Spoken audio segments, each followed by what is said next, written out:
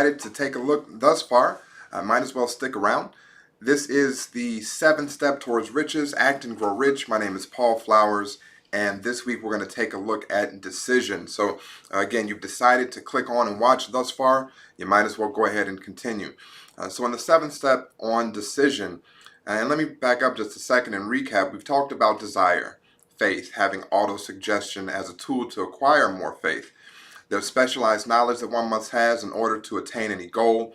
Then there's also the imagination that you have to think bigger, right? You can't just think small, you got to think bigger. And when you think bigger, you also use the 6th step, which is organized planning. And then that 7th step, decide, is such an important step that we're going to spend just a few minutes on it today because it's brief but powerful at the same time. So what happens when you actually decide to do something? Realize that the word decide sounds very familiar, like other words that you've heard, like homicide, suicide, right, pesticide. It always deals with killing off something. And that's something that you're killing off in the mindset of having to make a decision or deciding on a course of action, is that you're cutting off the other options of retreat. So it reminds me of a story that the author talked about where a colony, they were getting ready to go and colonize a particular area. So they hop on the boat. They take this boat, they get off on land, and the captain of the ship turns around, lights a flame, and throws it on the boat, right? Basically torching the entire boat. So at that point, the captain made a decision that there was no retreat. They were either going to win this battle or they were going to die. And that's one of those portions that you have to be willing to take on, is that your decision is going to A, look at the cutting off of all other options or areas of retreat, meaning you're actually killing off or you're causing to die this thought of going back, right? This thought of not having the thing that you want, this thought of retreating and going back to a comfortable way of living, so to speak, right? It shows itself in different fashions. And again, this is out of Think and Grow Rich, the 7th step towards riches, which is to, again, decide. So to decide or to make those decisions is the death of all other options, right? The death of the death of retreating. And these are the things that you are going to either do or not do. So when it comes to taking or making a decision, you're going to do two things. Either you're going to do it or you're not going to do it. Right? There is no trying, there is no thinking about it. Yes, that was a Star Wars reference, but as Yoda says, do or not do, there is no try. It's one or the other. I often tell people, I would hold a pen out and I would say, try to take this pen from my hand. So they would walk up to me and they'd take the pen. I said, no, I said, try to take the pen from my hand. So then they'd come back and they'd take the pen. And I said, no, wait a second, try to take this pen from my hand. So then they would say, oh, I get it. And then they would just kind of hold it or wiggle it or hold it or wiggle it, and I would pull it back. Now I ask them at that moment, because whenever you pull it back, people for some reason get offended. They're like, wait a second, I was trying. I said, no. I said, take the pen. So did you take the pen from me? Yes or no? The answer was no. So in that instance, you did not take the pen, right? It's not a try. That's a weak verbiage or technology to say that, oh, you didn't accomplish something. So let's just keep it where it is. And that's how decisions can be grounded and made very firm when you decide to either do it or not do it, right? Not to play around with it and not to think that it might be a good idea but not quite act on it just yet. That's called procrastination, right? When you decide to do it, it's the thing that you just go ahead and do. Now, when you do make decisions or you decide to take a certain step or course of action, you're also accepting the outcome from that course of action.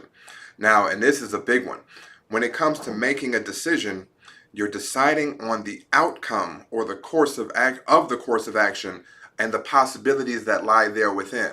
And this is where you have to stop and think for a second, because you've got a path to the left and a path to the right, right? Now, there are outcomes either way. However, you don't exactly know all of the things that will come. Okay, no one's exactly a clairvoyant that can tell every single thing that's going to come once a decision is made. But there are some likely decisions that you can forecast if you take a moment to think about it.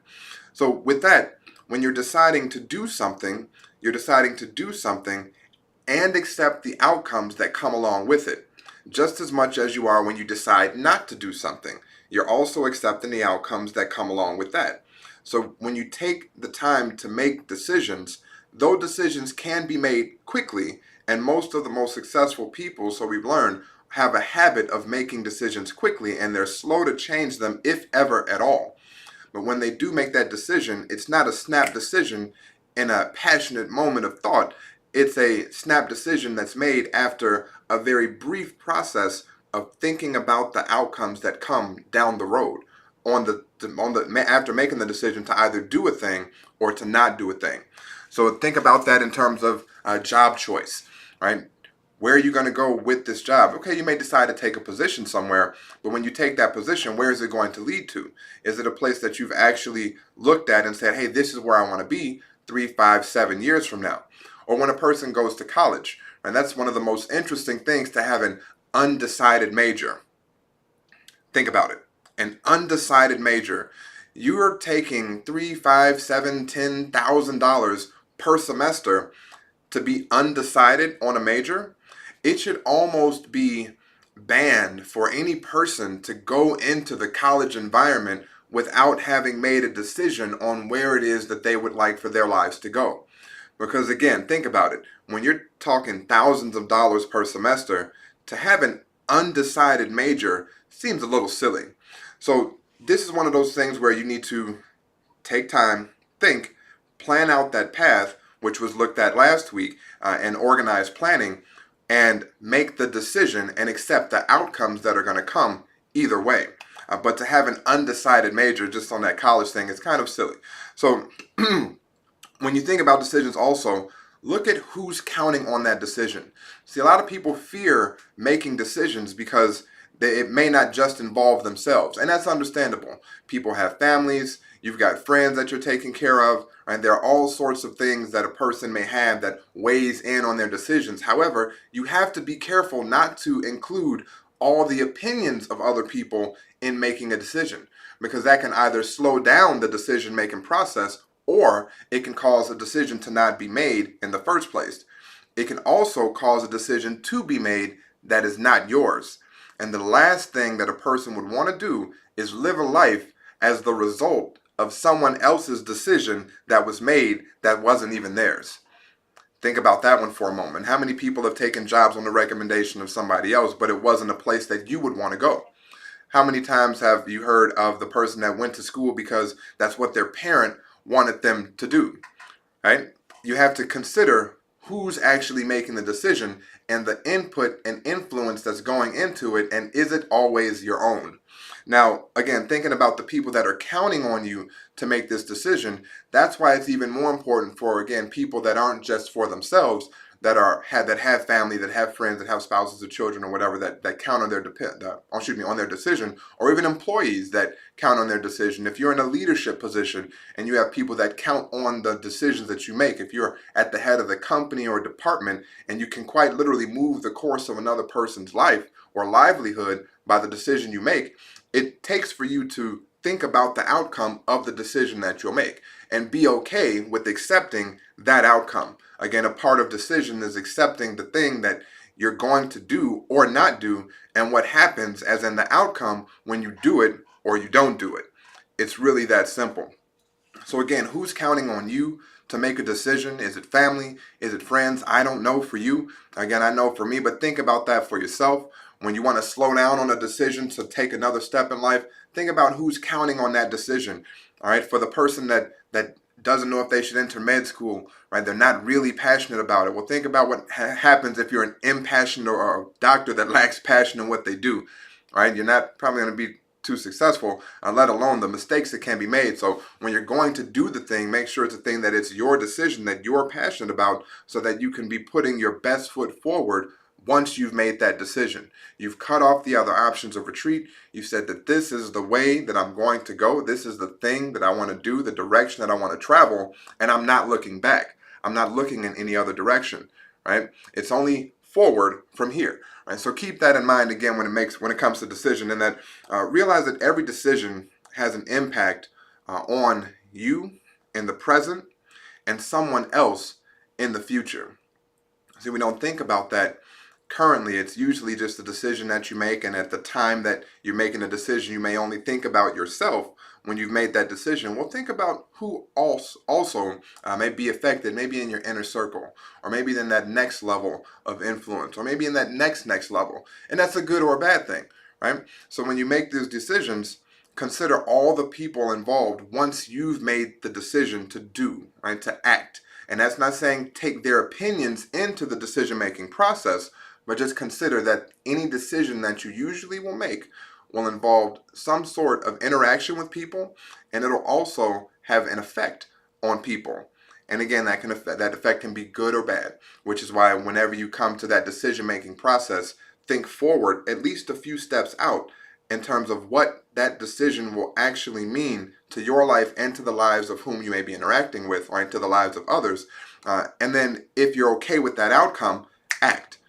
And as you start practicing this more and more, you'll actually be able to do it faster and faster without any of the outside noise of the world coming in to cause any sort of internal dialogue that causes you to slow down or procrastinate, right? Which is usually done from things like fear, worry, self-doubt, lack of confidence, all those things. And there are, in the previous videos, formulas for increasing self-confidence, learning to get over doubt, moving past the worries of fear and old age and death and all those things. That was actually covered in the very first Act and Grow Rich video. So if you want some insight on getting past those things, I'd say go back to the very first Act and Grow Rich video and just listen in, right? Get a nice cup of tea or something, grab a pen and paper, take some notes. So just to recap, week 7, decision was the 7th step. We started off with desire, we moved into faith. Next up was auto-suggestion, and then specialized knowledge.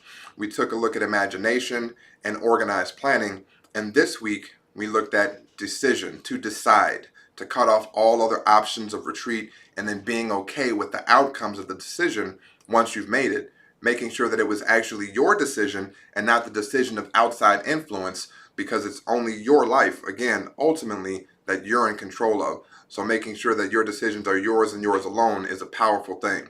And again, to wrap up with week 7 on decision, do it, right?